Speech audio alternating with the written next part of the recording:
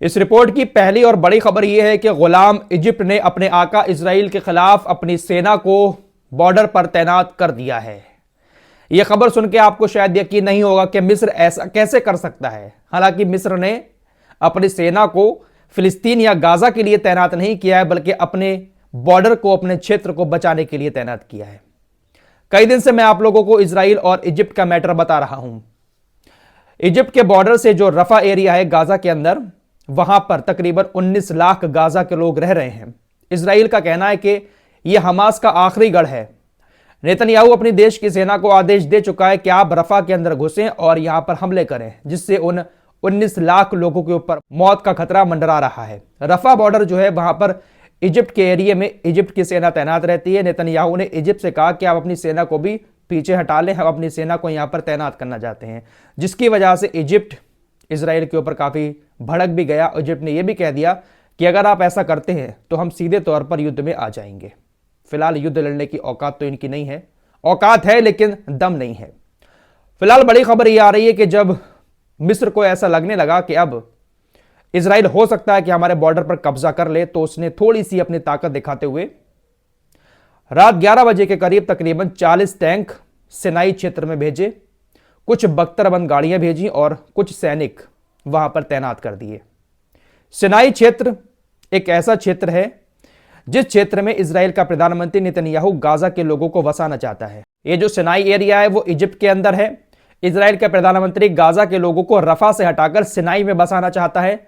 Egypt इसका विरोध कर रहा है, इसीलिए इजिप्ट ने अपनी सेना को सिनाई क्षेत्र में तैनात कर दिया है। अब देखते हैं कि इजिप्ट की यह सेना इजराइल की सेना से लड़ाई लड़ती है अपनी सीमा को बचाने के लिए, या फिर यह दिखावे के तौर पर इजिप्ट ने अपनी सेना को यहां पर तैनात किया है। वैसे इजिप्ट के पास इस वक्त पैसे की भी बहुत कमी है, जिसके चलते हुए इजिप्ट ने अपना एक शहर यूएई को बेच दिया है। जी हां, समुद्र के किनारे इजिप्ट का एक शहर है। इजिप्ट की सरकार ने अपने देश की पैसे की कमी को दूर करने के लिए उस शहर को 22 अरब डॉलर में यूएई के हाथों बेच दिया है। अब उस क्षेत्र पर, उस शहर पर यूएई का कब्जा हो जाएगा। 22 अरब डॉलर में बेचा है। हूतीज को लेकर एक बार फिर दुनिया भर की मीडिया एक प्रोपेगेंडा फैला रही है कि हूतीज का अगला टारगेट लाल सागर के अंदर इंटरनेट केबल है, जिसके बारे में मैं आप लोगों को कई दिन पहले बता चुका हूं। यह खबर विदेशी मीडिया के द्वारा एक बार और चलाई गई थी कि हूतीज इंटरनेट केबल को काटने वाले हैं, और अगर ऐसा हो जाता है तो पूरे मिडिल ईस्ट में इंटरनेट सेवा ठप हो सकती है। लेकिन हूतीज का कहना है कि यह बात बिल्कुल गलत है, हम किसी भी इंटरनेट केबल को नहीं काट रहे हैं, हमारे निशाने पर सिर्फ और सिर्फ इजराइल के जहाज हैं। द गार्जियन ने रात फिर यह रिपोर्ट छापी है कि हूतीज का अगला टारगेट लाल सागर में इंटरनेट केबल है। यह सिर्फ और सिर्फ एक प्रोपेगेंडा चलाया जा रहा है हूतीज के खिलाफ, ताकि पूरी दुनिया हूतीज को गलत कहे, हूतीज को आरोपी माने, आतंकी माने। लेकिन हूतीज के निशाने पर सिर्फ और सिर्फ इजराइल, ब्रिटेन और अमेरिका के जहाज हैं। इंटरनेशनल कोर्ट ऑफ जस्टिस से यह खबर आई है, साउथ अफ्रीका ने इजराइल के खिलाफ एक मुकदमा किया था। वो अलग मुकदमा था, लेकिन अब काफी सारे दुनिया भर के राजनीतिक और कानूनी सलाहकारों ने इंटरनेशनल कोर्ट ऑफ जस्टिस में इजराइल के खिलाफ सुनवाई करने के लिए अपील की थी, और इस पर अब 19 फरवरी से 26 फरवरी तक इंटरनेशनल कोर्ट ऑफ जस्टिस सुनवाई करेगा। इजराइल फिलिस्तीन के अंदर जो दखल दे रहा है, काफी टाइम से बहुत सारी जगहों पर कब्जा कर लिया है। इजराइल का फिलिस्तीन के अंदर जो भी दखल है, उन सारी चीजों को इंटरनेशनल कोर्ट ऑफ जस्टिस में सुना जाएगा। 19 फरवरी से 26 फरवरी तक रोजाना इंटरनेशनल कोर्ट में सुनवाई होगी। दोस्तों, एक नजर से देखा जाए तो इंटरनेशनल कोर्ट ऑफ जस्टिस में सुनवाई से कोई फायदा तो होने वाला है नहीं, लेकिन इतना जरूर होता है कि जब ऐसी सुनवाइयां होती हैं तो इससे इजराइल का जो चेहरा है वो दुनिया के सामने आता है कि आखिर इजराइल फिलिस्तीनियों के साथ कैसे कैसे कारनामे कर रहा है। तो ये जो सुनवाइयां होंगी, इसमें भी बहुत सारी चीजें इजराइल के खिलाफ दुनिया को देखने को मिलेंगी। इजराइल के रेडियो ने भी अब इस बात को एक्सेप्ट कर लिया है कि हमारी सेना ने, इजरायली सेना ने गाजा के कब्रिस्तान से 350 लाशों को चुराया है। कल ही मैंने आपको खबर दी थी, गाजा हेल्थ मिनिस्ट्री ने बताया है कि 300 लाशों को चुराया इजराइल की सेना ने। अब इस चीज को एक्सेप्ट कर लिया है इजराइल की ही मीडिया ने। तो आप सोच सकते हैं कि ये लोग लाशों के साथ कर क्या रहे हैं। दोस्तों, गाजा के अंदर इजराइल की सेना ने सारे हॉस्पिटल को तो खत्म कर ही दिया है। खान यूनिस में एक हॉस्पिटल बचा है, नासिर हॉस्पिटल, थोड़ा बहुत यही काम कर रहा है। अब इजराइल के निशाने पर यही हॉस्पिटल है। कल रात इजराइल की सेना ने अपने टैंकों के जरिए नासिर हॉस्पिटल का जो ऊपरी मंजिल पर मेडिकल कॉम्प्लेक्स बना हुआ है, वहां पर हमले किए।